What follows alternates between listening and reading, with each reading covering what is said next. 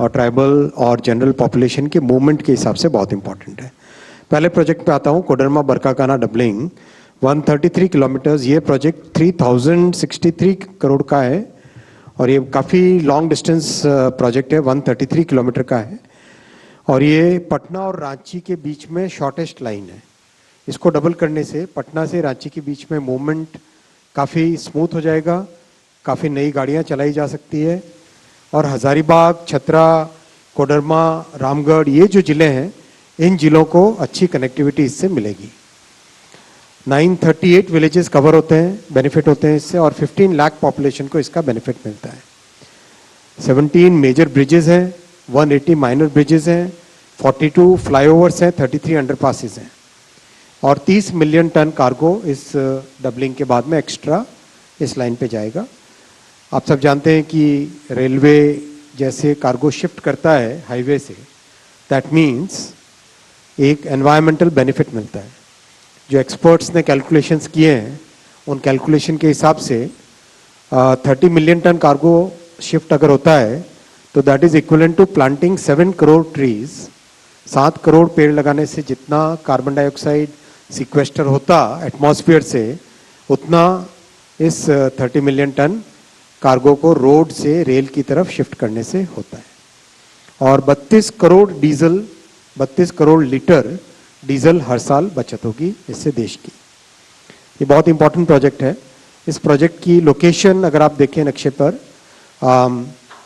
Practically आप अगर नक्शे को इस बार अलग तरीके से बनाया आपके लिए, झारखंड में इस प्रोजेक्ट को जूम किया है। कोडरमा, हजारीबाग और नीचे अरीगढ़ा। अरीगढ़ा बेसिकली बरकाकाना के पास में एक स्टेशन है, उसका नाम है। और अगर इसका मैप देखें, ये बरकाकाना, यहाँ पर बरकाकाना, पतरातू, ये वाली लाइन है, ये वाली तोरी, ये वाली लाइन है। इस लाइन से कनेक्ट करता है ऊपर कोडरमा को। कोडरमा कनेक्ट होते ही सीधा ऊपर पटना की तरफ, रांची पटना की तरफ कनेक्टिविटी होती है और नीचे यहाँ से रांची से, ये फ्रॉम रांची अगर आप देखेंगे यहाँ से, ये फ्रॉम रांची है और वो टू पटना है। तो ये कनेक्टिविटी यहाँ से बहुत सिग्निफिकेंटली अपने को अच्छे तरीके से मिलेगी। इसका लाभ बहुत लॉन्ग टर्म रहेगा। एरिया में जितने हमारे आदिवासी बहुल गांव हैं उन सबको इसका बेनिफिट मिलेगा। कई नई गाड़ियां चल पाएंगी इसको लेने से। मैं दूसरे प्रोजेक्ट पे आता हूँ। दूसरा प्रोजेक्ट है बल्लारी चिकजाजूर। ये आंध्र प्रदेश और कर्नाटका, प्राइमरीली कर्नाटका में ये प्रोजेक्ट है। ये भी बहुत लंबा प्रोजेक्ट है, 185 किलोमीटर्स की डबलिंग है ये। 3,342 करोड़ रुपीस का प्रोजेक्ट है। मैंगलोर पोर्ट जो कि वेस्ट कोस्ट पे साउथ वेस्टर्न एरिया में, Mangalore port is the most important port. It will basically connect the hinterland efficiently with the Mangalore port. अच्छा, मैंगलोर पोर्ट की और खास बात है, we are creating a master plan for improving the railway connectivity of Mangaluru area, which includes Hassan Mangalore की doubling कर रहे हैं, इलेक्ट्रिफिकेशन, उस एरिया में 2-3 बॉटलनेक से उनको रिमूव कर रहे हैं। And adding this line Ballari Chikjajur, this means lot of traffic which comes from parts of Andhra all the way up to Secunderabad, Hyderabad, वहाँ से एक वेस्ट कोस्ट पे पोर्ट को कनेक्टिविटी मिलेगी। सिकंदराबाद, हैदराबाद वगैरह एरिया के लिए केवल एक कृष्णापट्टनम पोर्ट अवेलेबल था अभी तक। ये इस लाइन के पूरा होने से मैंगलोर पोर्ट भी अवेलेबल हो जाएगा। काफ़ी इकोनॉमिक एक्टिविटी है। प्रोजेक्ट काफ़ी कॉम्प्लेक्स है। 29 मेजर ब्रिजेस हैं, बड़े ब्रिजेस इसमें 29 हैं। वो सारे के सारे ब्रिजेस इसमें बनेंगे। 21 फ्लाईओवर्स हैं, 85 अंडरपासेस हैं और करीब 13 लाख पॉपुलेशन को इसका बेनिफिट मिलेगा इस प्रोजेक्ट से। करीब 19 million ton extra cargo road से रेल की तरफ शिफ्ट होगा and that will help our environment in a phenomenal way. 101 crore kilograms of CO2 बचेगा। 101 crore kilogram of carbon dioxide emissions बचेंगे। एनवायरनमेंट को बहुत बेनिफिट होगा इससे, which is equivalent to planting 4 crore trees. Again a major benefit for the environment. और करीब 20 crore litre diesel हर साल बचेगा। 20 करोड़ लीटर डीजल हर साल देश का बचेगा। उतना ही फॉरेन एक्सचेंज बचेगा, उतना ही एनवायरनमेंट पोल्यूशन बचेगा। कई चीज़ें इसका बेनिफिट है। बहुत ही यूजफुल प्रोजेक्ट है। नक्शे पे अगर देखें तो कर्नाटक और आंध्रा के बॉर्डर पे ये प्रोजेक्ट है, बेल्लारी एरिया, और आंध्रा का कुछ हिस्सा है जो कवर होता है, उसके बाद में वापस ये कर्नाटक में आ जाता है ये प्रोजेक्ट।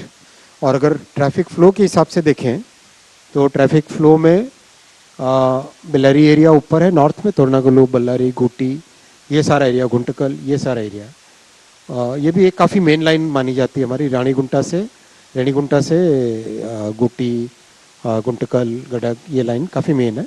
और ये नीचे बल्लारी से रायदुर्गा, रायदुर्गा से चित्रदुर्गा, चित्रदुर्गा से चिकजाजूर, ये इम्पॉर्टेंट है। साथ ही साथ इसका, ये मैं आपको कह रहा था, मैंगलुरु हसन, इस लाइन का डेवलपमेंट भी पैरेलल में अलग से चल रहा है, जो कि इससे overall Mangalore port will become now accessible to all those areas. अभी तक इन सब एरियाज के लिए पोर्ट होता था या तो वास्को डी गामा ऊपर जाओ एमपीटी गोवा, या फिर उस तरफ जाओ कृष्णापट्टनम, ये दो पोर्ट होते थे। और इससे, इस लाइन के होने से मैंगलुरु पोर्ट भी अवेलेबल हो जाएगा। तो ये साथियों दो बड़े प्रोजेक्ट्स थे। आपने देखा प्रधानमंत्री श्री नरेंद्र मोदी जी की ऐतिहासिक थर्ड टर्म में ट्रांसपोर्टेशन और लॉजिस्टिक्स कॉस्ट को रिड्यूस करने के लिए कई प्रोजेक्ट्स लिए गए हैं। और अभी हाल ही में IIM Bangalore, IIM Kolkata, इन सब ने एक स्टडी किया है, because of the investments done in transportation देश की लॉजिस्टिक्स कॉस्ट करीब 4 परसेंटेज पॉइंट कम हुई है। देश की लॉजिस्टिक्स कॉस्ट 4 परसेंटेज पॉइंट कम हुई है। Imagine every percentage point reduction in logistics cost means that much more competitive industry. हम एक्सपोर्ट ज़्यादा कर सकते हैं, हम अपने प्रोडक्शन की कॉस्ट को लो रख सकते हैं। So this is really really important for all of us.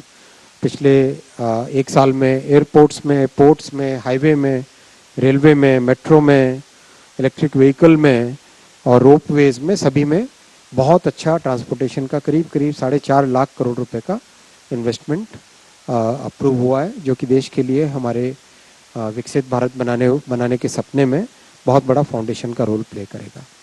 और इंफ्रा, अगर टोटल इंफ्रा का इन्वेस्टमेंट देखो तो इस एक साल में, जो कि हमारे मिडिल क्लासेस और यूथ के लिए अपॉर्चुनिटीज़ बनाता है, उसका टोटल मैग्नीट्यूड करीब 10,32,000 करोड़ का इन्वेस्टमेंट अभी कर रहे हैं। और यही अगर आप 11 साल पहले की सरकारों के काम देखते तो ये 10 लाख करोड़ 5-5, 6-6 साल में होता। यहाँ एक साल में 10,32,000 करोड़ का काम मोदी जी ने सैंक्शन किया है, और काम भी सब जगह देश में तेजी से चल रहा है। Thank you friends, I will take your questions. Left से कोई, आप पहले फर्स्ट रो में कोई नहीं, सेकंड रो इनको दीजिए।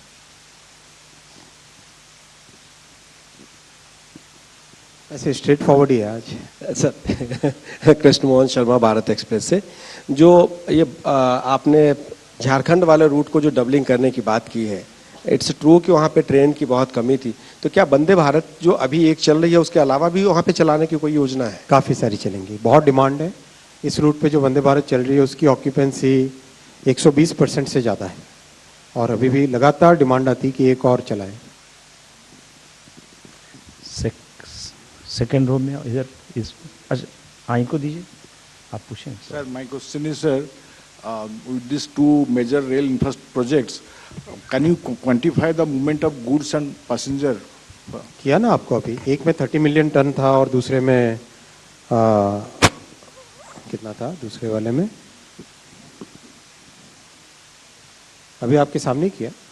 एक में 19 मिलियन टन है और इस प्रोजेक्ट में 30 मिलियन टन है। क्वांटिफाई किया, ये स्लाइड्स आपको देंगे जिससे आप इसका पूरा यूज कर सकें। Second row, anybody? Third row? Third row आप इनको, अच्छा यू डिडंट, ओके ठीक, इनके बाद आपको। Yeah, hi sir, Vijay Roy from Mint. So do we have acquired the land for the project, one? And second thing, when the project is likely to be completed? दोनों project 3-3 साल के हैं। Most of the times when you do doubling, you use the line which is available, land which is already available with railways. बीच में छोटे छोटे patch लेने पड़ते हैं। डिफिकल्टी रियल आती है when you are running trains on a line and simultaneously you are doing construction on the side of it. Then you cannot do construction continuously. You have to break the construction multiple times and then let the passing trains pass, then only you can do the construction. So उसके कारण time लगता है, otherwise तो land is not a major challenge है. ये रह गए थे, it's okay. Then third floor, third में, हाँ ये इधर थर्ड में, गिव हिम राइट साइड, हाँ दीजिए.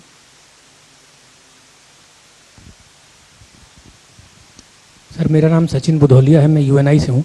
सर अभी आप जो बता रहे थे कि मैंगलोर से हसन वाली लाइन का भी शायद मल्टी ट्रैकिंग चल रही है, एक छोटा सा सेक्शन पड़ जाता है अरीकेरी टू हसन. हाँ वो उसी का हिस्सा है, उसी प्रोजेक्ट. तो क्या वो भी उसी में है, उसका भी डेवलपमेंट चल रहा है? उसी प्रोजेक्ट का ही, हाँ उसी प्रोजेक्ट का हिस्सा. Thank you. Arsikere to Hassan, हाँ उसी का हिस्सा. Fourth row, anybody? हाँ ये 200. बहुत बारीक नज़र से देखा आपने, थैंक यू. शिशिर. ये नोट करके रखोगे, कंफर्म करना है इनको कि वास्तव में वहाँ काम चल रहा है. Sir, good afternoon. Shishir here from Hindu Business Line. Sir, you talked about the reduction in the logistic costs. So can you share some more detail? What was the... I will share very soon. I'll get those reports and make a summary of that report and send it across to. Thank you, sir. अपने जितने भी railway beat से जुड़े हुए लोग हैं उन सबके पास मैं भेजूंगा, और इकोनॉमिक पेपर्स में ज़्यादा इंटरेस्ट होगा लोगों को, सबको भेजूंगा. नेक्स्ट इनको इसी और may be we can do a backgrounder on that. ये जो कॉस्ट कम हुई है उसका बैकग्राउंडर करके वी कैन सेंड अक्रॉस. आप सबको बैकग्राउंडर का कॉन्सेप्ट पता है ना? कितने लोगों को पता है? बहुत कम. चलिए थोड़ा सा बताइए बैकग्राउंडर के बारे में. हाय सर, एक सेकंड, ये बहुत अच्छी बात बता रहे हैं. देखिए, हम लोग एक बैकग्राउंडर का एक पूरा सीरीज़ निकाल रहे हैं. हमारी वेबसाइट पर तो है ही, और मैं पर्सनली कम से कम एडिटर्स को और करस्पॉन्डेंट्स को खुद भेज रहा हूँ. उसके अलावा हमारा एक इंस्टीट्यूशनल व्हाट्सएप का हमने बनाया हुआ है, ग्रुप बनाया हुआ है. वो सारे चीफ एडिटर्स को, चीफ टेलीविज़न एंड अखबारों को भी जा रहा है वहाँ से, और वेबसाइट पर है. और इस अभी 11 ईयर्स में ही हमने 14 बैकग्राउंडर्स बनाए हैं, और एक एक दिन थीम के हिसाब से निकलता है. जैसे आज इंफ्रास्ट्रक्चर पर एक बैकग्राउंडर गया है. अभी आज से एक चैनल भी खोल रहे हैं, चैनल व्हाट्सएप चैनल. उसको हम रिक्वेस्ट करेंगे आप लोग सब्सक्राइब करिए, तो सीधे आपके इनबॉक्स में अपने आप पहुंचेगा वो. उसके लिए हमने एक डेडिकेटेड नंबर आइडेंटिफाई करके, डेडिकेटेड मोबाइल है ऑफिशियली रिसर्च यूनिट का. और इस बैकग्राउंडर में आपको लिखने के लिए, आपके अंडरस्टैंडिंग के लिए सारी जानकारी मौजूद है. बहुत एक्सपर्ट्स की टीम उसको लिखती है, और लिखने के बाद काफ़ी यूज़ भी हो रहा है. हमको लगता है कि बहुत सारे जगहों पर तो पहुंच भी रहा है. अगर नहीं पहुंच रहा है तो मैं आप लोगों को सबको इस ग्रुप में भी पहुंचाता हूं, क्योंकि ये कैबिनेट का ग्रुप है. मट्टू जी आप इसको पहुंचेगा, और हम भी आपको एक नंबर भी भेजेंगे जिसको आप सब्सक्राइब करिएगा, तो केवल रिसर्च से रिलेटेड बैकग्राउंडर्स ही आपके पास पहुँचेंगे. ऐसा मेरा पक्का विश्वास है. साथियों, आप हमेशा सब फीडबैक देते हैं, और उसमें से एक फीडबैक मेरे पास बहुत स्ट्रांगली आया था कि इन्फॉर्मेशन तो बहुत है, लेकिन उसके पीछे स्टोरी क्या है वो आप ढंग से बताएं तो अच्छा रहे. ये आपने सबने कहा था. तो उसीलिए एक यूनिट बनाया अलग से पीएचबी में. वो यूनिट प्रॉपर वे में बैकग्राउंडर प्रिपेयर करता है, जिसमें कॉन्टेक्स्ट, पुराना डेटा, नया डेटा, उसके पीछे थॉट प्रोसेस क्या है, कई सारे इन्फोग्राफिक्स, वो सब डाल के एक कॉम्प्रिहेंसिव ऑथेंटिक सोर्स आपको देता है. वो बैकग्राउंडर है जिसके बारे में ओझा जी ने आपको बताया. तो आपके लॉजिस्टिक्स कॉस्ट वाले मैटर पे भी एक बैकग्राउंडर बना के आपको देंगे, आप उसका यूज़ करिए. हाँ, yes please. Hi sir, Kuldeep this side from Informist Media. So sir, my question is regarding the CO2 figures that you have shared here. So sir, as we know that coal is primary source of electricity generation in India, accounting for over 70%. So, and it also, sir, it's also, contribute to CO2 emission. So has that been considered while arriving at that figure? And secondly, sir, if you could share the share of green energy in total energy consumption of railway. Thank you. देखो, जो road से rail में shift होने का parameter है वो दोनों तरफ के पॉइंट ऑफ व्यू से बराबर है. एक तरफ डीजल है, एक तरफ इलेक्ट्रिकल एनर्जी है, राइट. सॉरी, दूसरी तरफ भी डीजल से चलने वाला रेलवे है.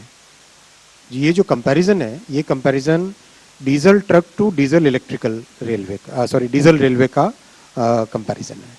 सो कभी भी कंपैरिजन हो तो it has to be like to like. Apple to apple, orange to orange, it cannot be comparison between apples and oranges.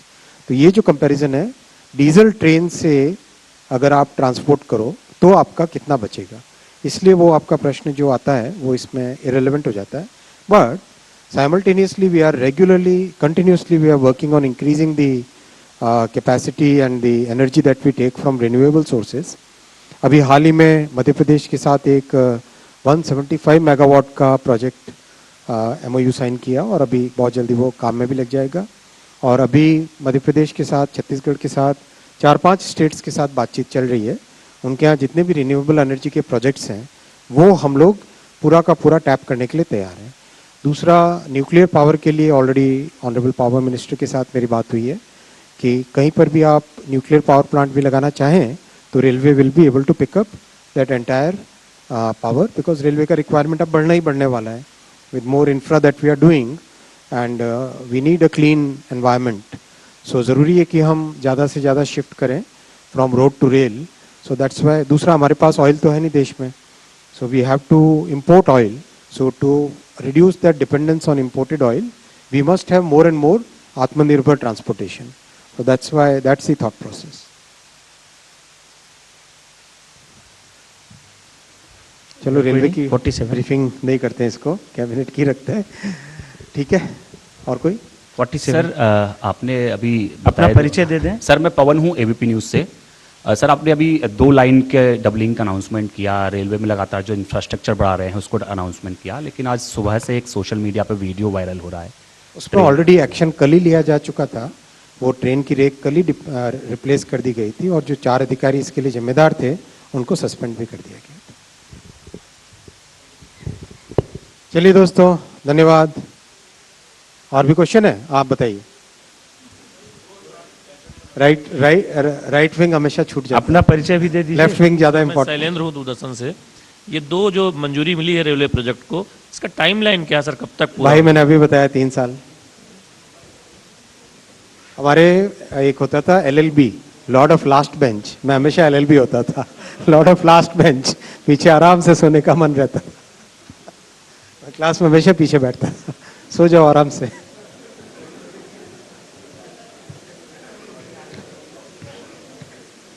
और कोई LLB है? आप तो फ्रंट बेंच में हो।